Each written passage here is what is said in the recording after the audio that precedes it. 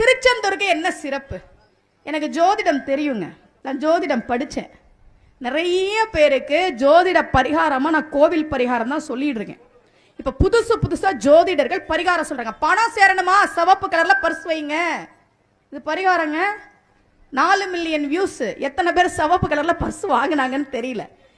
ஒரு ஜோசியர் சொல்றாரு, குரு சரியில்லைன்னா திருச்செந்தூர் போகாதீங்க. சொல்லலாமா?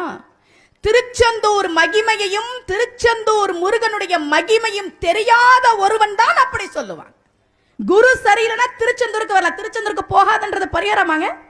என்கிட்ட ஜோதிடம் பார்க்க வந்தவர் சொன்னாரு, குரு சரியில்லை அதனால திருச்செந்தூர் பக்கம் போயிடாதீங்கன்னு ஜோசியர் சொன்னாரு. சரி, வேற என்ன பரிகாரம் சொன்னாருன்னு, ஒரு குடம் வாங்கி உடைங்க சரியா போயிடுன்னு சொன்னாரு.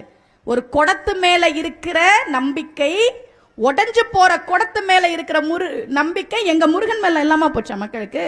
மக்கள் விழிப்போட இருங்க. முருகனை கையெடு